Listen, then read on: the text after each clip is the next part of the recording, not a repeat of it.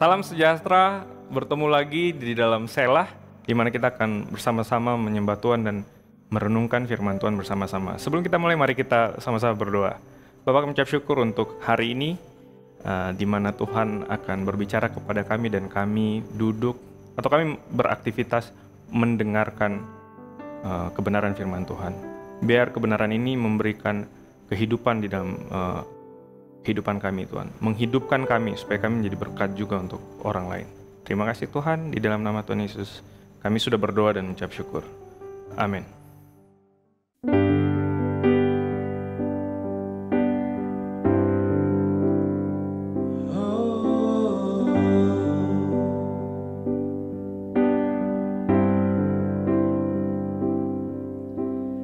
Hanya Kau Tuhan di hidupku, Kau berikan hidup yang baru. Darah-Mu menyucikan, pulihkan hatiku. Ku nyatakan Kaulah segalanya. Engkaulah sumber pengharapan, kuasa-Mu sanggup menyembuhkan. Jiwaku pun berserah hanya kepadamu, Yesus, Kaulah segalanya. Karena salib-Mu ku hidup, karena salib-Mu ku menang. Engkau yang berkuasa sanggup untuk melakukan mujizat-Mu. Karena salib-Mu ku hidup, karena salib-Mu ku menang. Engkau yang berkuasa sanggup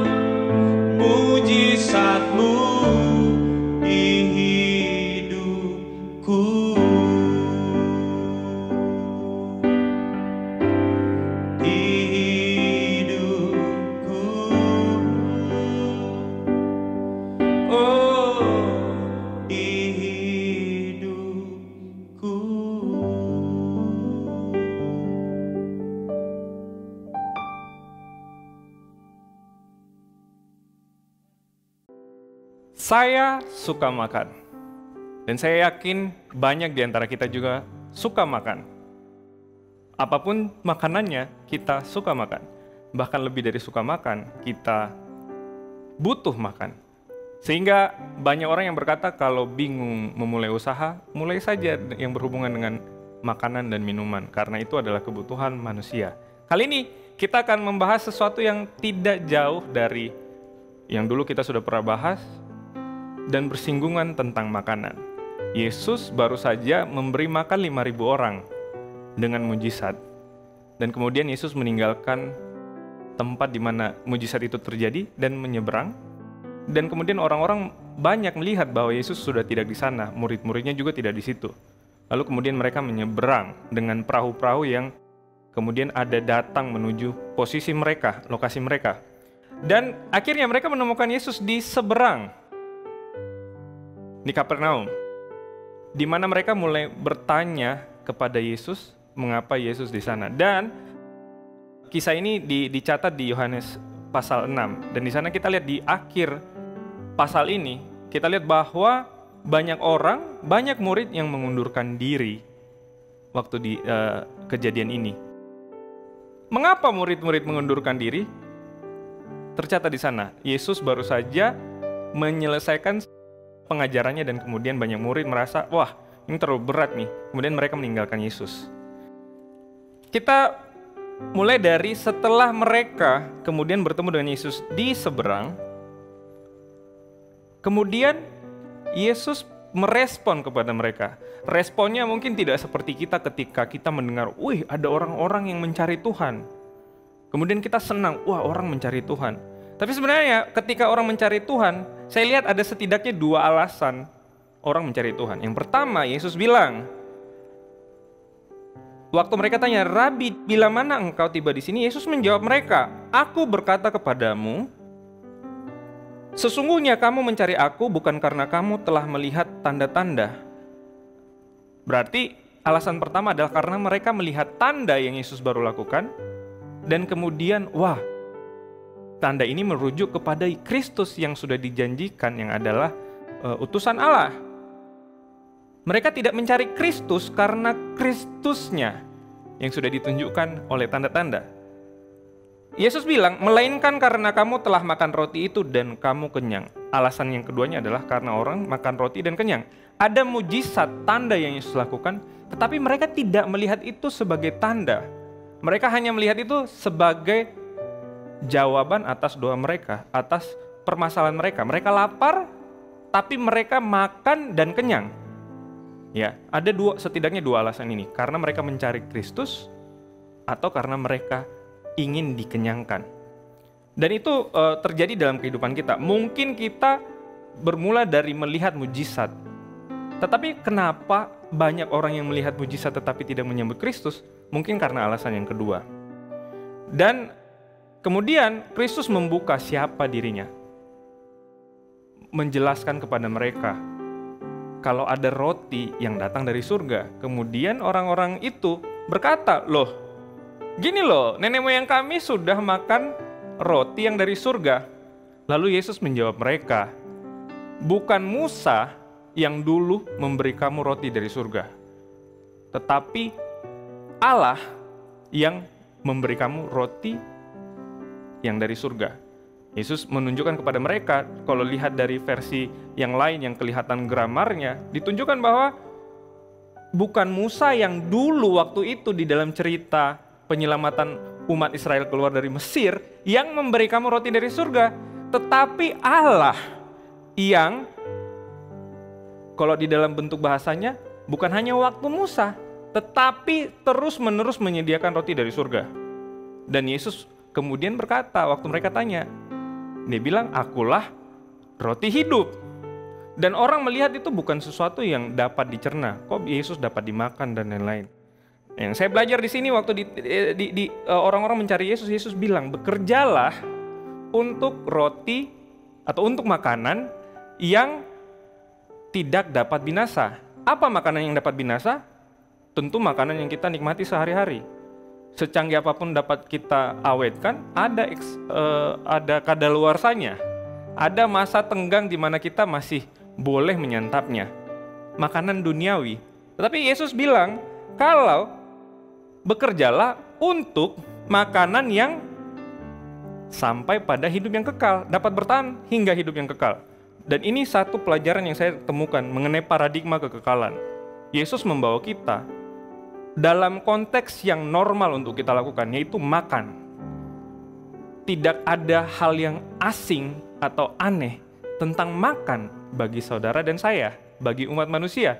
Justru kalau orang yang tidak pernah makan kok masih hidup, menjadi tanda tanya. Kecuali memang karena sedang dalam support medis, tidak dapat makan minum secara normal. Tetapi hal normal bagi kita adalah makan. Tapi Yesus membawa kita tidak hanya melihat makanan yang dapat binasa, tetapi Yesus bilang, bekerjalah untuk makanan yang tidak dapat binasa, yang dapat bertahan sampai kehidupan yang kekal. Apa itu kekekalan, saudara-saudara? Di sini saya punya sesuatu, ya, seperti magic trick, tapi bukan magic trick. Ya. Di sini ada sebuah tali, seutas tali. Kalau secara matematika dibilang garis adalah sebuah titik. Garis adalah titik majemuk yang dihubungkan menjadi satu. Itulah garis. Ada titik A, titik B, dihubungkan garis. Dan sebenarnya dalam hubungan itu kita dapat lihat banyak banget garis, sangat banyak titik dan membentuk garis. Ibaratnya masa hidup kita adalah sebuah titik. Kira-kira kekekalan itu adalah ini hidup kita. Kekekalan itu adalah sebuah garis yang sangat panjang. Bahkan kalau kita bayangkan melampaui banyak generasi. Dan kita lihat ujungnya, kalau saya mau kasih bocoran, kita tarik sampai durasi selah selesai, kekekalan itu belum ketemu ujungnya. Itulah yang disebut dengan kekekalan. Untuk mengingat kita, ingatlah, tali yang panjangnya tak hingga dan hanya setitiklah masa hidup kita. Kita perlu melihat sejauh kekekalan, meskipun hal itu normal bagi kita. Mengenai makanan, mengenai bagaimana kita hidup, itu normal bagi kita. Tetapi kita perlu melihat dalam kacamata kekekalan. Saya punya analogi lain tentang cara pandang kekekalan. Kalau saya membuka kacamata saya, maka Ari yang di belakang kamera dapat saja tidak terlihat oleh saya. Karena apa? Karena saya rabun jauh. Tuhan mengajak kita untuk tidak rabun jauh secara rohani. Meskipun kita sedang membahas konteks makan yang sangat normal buat kita. Apa yang saya dapatkan dari sini adalah dalam hidup kita, kita perlu punya paradigma yang jangka panjang, bahkan tak terhingga pada agenda Allah yang kekal. Apa itu agenda Allah yang kekal? Keselamatan manusia, relasi yang kembali, pemulihan hubungan yang kembali dengan Bapa, dengan Allah. Dan itu adalah agenda Allah yang semasa sejarah dunia, dan ada agenda kekekalan. Tapi kalau kita misalnya terjepit dengan makanan yang sangat dapat binasa ini, kita akan cenderung terhanyut dengan arus yang ada di dunia. Kita cenderung tergoda untuk melakukan atau melalui jalan potong yang tidak sehat. Kita ingin cepat untung dalam berbisnis, kita ingin cepat naik jabatan dalam karir, dan banyak hal yang sebenarnya tidak perlu diupayakan terlalu berlebihan kalau kita melihat secara kacamata kekekalan. Kita tidak perlu main curang karena kita tahu lebih dari naik jabatan ada keselamatan yang Tuhan sudah berikan kepada kita. Karena dikatakan bahwa makanan yang dapat bertahan sampai pada hidup kekal itu adalah yang diberikan oleh Dia yang diutus Allah. Itu yang diberikan oleh Kristus. Apa itu? Itulah Kristus sendiri, tubuhnya yang Dia bilang sebagai benar-benar roti, dan darahnya yang disebut benar-benar minuman. Waktu kita mengambil bagian di dalam tubuh Kristus, kita tidak perlu terjebak di dalam hal-hal yang dapat binasa.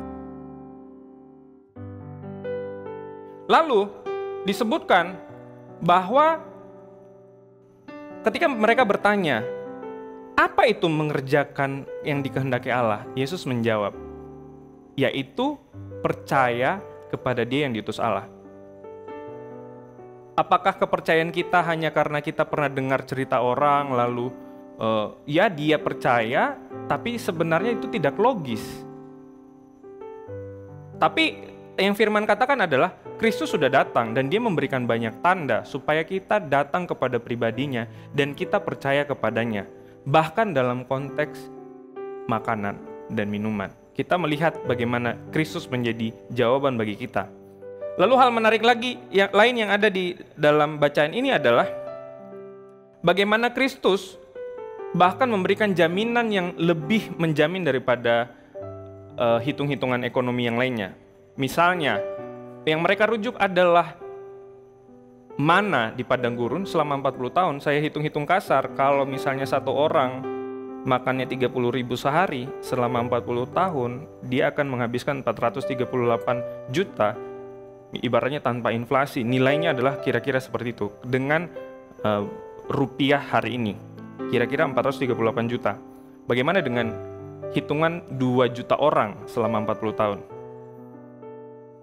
Ada peneliti Alkitab mengatakan bahwa diskusinya bahwa mungkin tidak 2 juta, mungkin ratusan ribu, puluhan ribu.